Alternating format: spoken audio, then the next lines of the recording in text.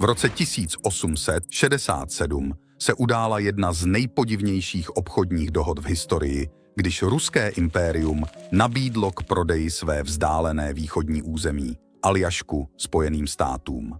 Co je však fascinující, je fakt, že zájem o tuto nabídku projevila země, která je téměř 11 000krát menší než samotná Aljaška a nachází se na opačné straně zeměkoule. Tato země, známá jako Lichtenštejnsko, je jedním z pouhých dvou dvojnásobně vnitrozemských států na světě, což znamená, že každý sousedící stát je také vnitrozemský.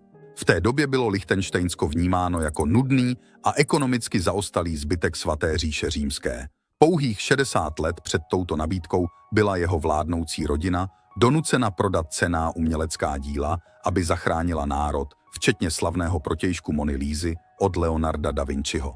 A přesto dnes Lichtenštejnsko soutěží s Monakem o titul nejbohatší země na světě, s ohromujícím HDP na hlavu dosahujícím $175 000. Toto malebné knížectví se pyšní jednou z nejvyšších životních úrovní na světě a může se také pochlubit tím, že nemá žádné zahraniční dluhy. Na první pohled však není jasné, jak Lichtenštejnsko tohoto úspěchu dosáhlo. Jeho hornatá geografie a omezený přístup k oceánu představují významné překážky pro obchod a rozvoj. Toto malebné knížectví se pyšní jednou z nejvyšších životních úrovní na světě a může se také pochlubit tím, že nemá žádné zahraniční dluhy. Na první pohled však není jasné, jak Lichtenštejnsko tohoto úspěchu dosáhlo. Jeho hornatá geografie a omezený přístup k oceánu představují významné překážky pro obchod a rozvoj. Malá populace stěžuje konkurenceschopnost jeho výrobců na globální scéně a navíc nemá téměř žádné přírodní zdroje, které by stálo za to využívat. Jak se tedy toto malé knížectví proměnilo z izolovaného údolí chudých farmářů na tak neuvěřitelně bohatou zemi?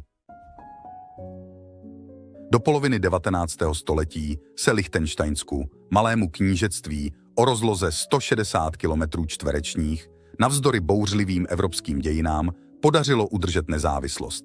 I když zanikla svatá říše římská a vznikl jednotný německý stát, Lichtenštejnsko zůstalo nedotčeno. Důvodem však byla spíše jeho nevýznamnost. Bylo příliš chudé a neznámé, aby přitahovalo pozornost mocností. Lichtenštejnští vládci navíc své knížectví poprvé navštívili až v roce 1842, 123 let po jeho získání jako prostředek k získání volebních práv ve svaté říši římské. Knížectví bylo příliš malé na to, aby přežilo samo, a tak vstoupilo do celní unie s Rakousko-Uherskem, což mu umožnilo spoléhat se na větší ekonomiku. To přilákalo švýcarské textilní výrobce, což bylo první známkou industrializace. Progres byl však pomalý kvůli drsné geografii, která komplikovala dopravu. Situace se ještě zhoršila během první světové války, kdy bylo Lichtenštejnsko odříznuto od dodávek a potravin z Rakousko-Uherska a trpělo embargem. Po rozpadu monarchie zanikl i peněžní systém, švýcarské textilky odešly a země se ocitla v dluzích kvůli nákupu potravin. Chudí obyvatelé Lichtenštejnska bojovali o přežití v měnícím se světě. Lichtenštejnsko nemohlo ekonomicky přežít samo a proto vstoupilo do celní unie se Švýcarskem. Švýcaři si byli vědomi, že to byla spíše záchranná mise, ale malá velikost knížectví znamenala, že to nebude příliš nákladné. Stabilizace souseda a zajištění splacení dluhů přispěly k uzavření hospodářské unie. Pro Lichtenštejnsko to znamenalo obrovský přínos, přístup k švýcarské ekonomice, možnosti obchodovat a pracovat a také outsourcing nákladných služeb a byrokratických funkcí. Princ Johann II. Prodal část rodinného majetku, aby splatil státní dluhy, což stabilizovalo situaci, ale země stále čelila výzvám. Neměla dost financí, technologií ani populace, aby se mohla industrializovat jako sousední státy. Potřebovali zahraniční investice, ale vzhledem k poloze a nedostatku atraktivních podmínek pro investory byla země málo lákavá. To vedlo k zavedení nové ústavy, snížení daní na minimum a zákonům, které podporovaly založení firem v Lichtenštejnsku. Tento systém umožnil zahraničním společnostem registrovat se v knížectví a platit nízké daně, čímž se zvýšily státní příjmy. Díky těmto změnám se počet firem v zemi zdvojnásobil a Lichtenštejnsko investovalo do své první vodní elektrárny, což podpořilo industrializaci. Také otevřeli druhou národní banku s přísným bankovním tajemstvím, která přitahovala finance ze zahraničí. Ačkoliv se Lichtenštejnsko potýkalo s výzvami, jako byla velká hospodářská krize, povodně a druhá světová válka, přineslo to značné technologické know-how, které bylo během války využito. Když byla velká část švýcarské pracovní síly mobilizována k obraně, došlo k nedostatku pracovních sil.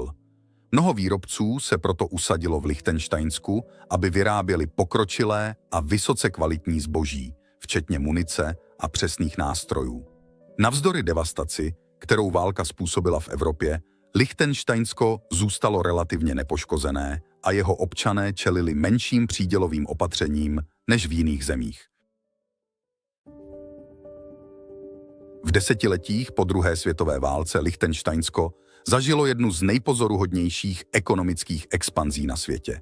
Abychom porozuměli tomuto jevu, je třeba zvážit jedinečné rysy této malé země a jejich interakci s globálními silami. Lichtenštejnsko s pouhými 12 000 obyvateli se po válce dostalo do výhodné pozice. Malé rozměry, které v minulosti znamenaly značné výdaje na obranu a snadnou dobytelnost, se ukázaly jako přínosné. Například daňové příjmy z 4 000 domicilních společností, které platily minimální daně, měly na malou populaci enormní dopad, což umožnilo udržet velmi nízké daně z příjmu a zároveň využívat tyto příjmy na financování vládních funkcí. Další výhodou byla možnost vstoupit do celní unie se Švýcarskem, což ušetřilo náklady na byrokracii a zároveň umožnilo Lichtenštejnsku efektivně spravovat své vládní výdaje. Politická stabilita, která se po krátkém období radikalizace během války ustálila, a zjednodušené vládní struktury usnadnily prosazování efektivních politik. Schopnost udržet efektivní, výkonnou a odpovědnou vládu byla klíčová. V zemi s tak malou populací je jednodušší zavést správnou politiku ve správný čas, což je obtížné v zemích s mnoha miliony obyvatel. Tato stabilita spolu s profesionální obchodní politikou, která byla zavedena v předchozích 20 letech, uvolnila příliv zahraničního kapitálu a investic.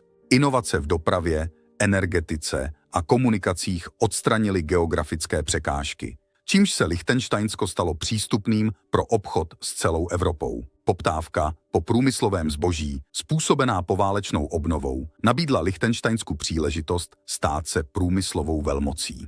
Zatímco populace zůstávala malá, národ se soustředil na vysoce specializovanou a kvalitní výrobu. Začalo to výrobou strojních součástí a nástrojů, následovalo vytváření přesných nástrojů a dentálního vybavení a později farmaceutických produktů a pokročilých elektrických senzorů. Tento zaměřený přístup, kombinovaný s exportní orientací, přiměl společnosti k vysoké konkurenceschopnosti na mezinárodním trhu. Dnes Lichtenštejnsko vyrábí 20% světových zubních protéz, což podtrhuje jeho význam v této oblasti. Kromě průmyslové výroby se Lichtenštejnsko stalo také známé svým rychle rostoucím finančním sektorem a postavením daňového ráje. V 70. letech díky politické stabilitě a přísným bankovním zákonům se stalo ideální destinací pro bohaté jednotlivce, kteří zde mohli spravovat své finance. Tato atraktivita vedla k nárůstu registrovaných společností na více než 50 000, což bylo více než dvojnásobek počtu obyvatel. V roce 1991, když Lichtenštejnsko vstoupilo do Evropského sdružení volného obchodu a o 4 roky později do Evropského hospodářského prostoru, získalo přístup k více než 500 milionům spotřebitelů. To vedlo k rychlému nárůstu počtu zaměstnanců v průmyslovém sektoru a k tomu, že země se stala čistým dovozcem pracovní síly, přičemž dnes přibližně polovina pracovní síly dojíždí ze sousedních Rakouska a Švýcarska. Tento trend přispěl k tomu, že Lichtenštejnsko má nejvyšší čistý export na osobu a obchodní přebytek dosahuje úžasných 50%. Nicméně tento růst byl spojen s rostoucí mezinárodní kontrolou nad jeho finančními aktivitami. Po sérii skandálů, které odhalily, že Lichtenštejnsko se stalo centrem mezinárodního praní špinavých peněz, byl zařazen na černou listinu OECD. V roce 2009 byl národ nucen odstranit některé své zákony na ochranu bankovního soukromí. I když to poškodilo některé aspekty národního hospodářství a dočasně otřáslo důvěrou klientů, Lichtenštejnsko zůstává atraktivním místem pro legální bankovnictví a rychle se zotavilo z těchto negativních dopadů. Díky těmto faktorům se Lichtenštejnsko etablovalo jako ekonomická síla, a to i přes svou malou velikost, což z něj činí fascinující případ v moderní ekonomice. Schopnost prosperovat v konkurenčním prostředí a zároveň udržovat vysokou kvalitu života pro své obyvatele ukazuje, jak mohou malé národy využívat své specifické výhody k dosažení úspěchu na globální scéně. Dnes Lichtenštejnsko poskytuje neuvěřitelné statistiky. To zahrnuje druhý nejvyšší příjem v očekávané délce života na světě a jedno z nejvyšších umístění v indexu lidského rozvoje. Její občané mají přístup k nejlepší zdravotní péči a vzdělání na světě, a to vše při nízké dani z příjmu. To pomohlo kompenzovat vysoké životní náklady, které jsou nevyhnutelné v bohaté zemi s nedostatkem půdy, jako je Lichtenštejnsko. Kriminalita je velmi nízká, nezaměstnanost sotva přesahuje 1% a neustále se objevují nové příležitosti pro dobře placená pracovní místa ve výrobním nebo finančním sektoru.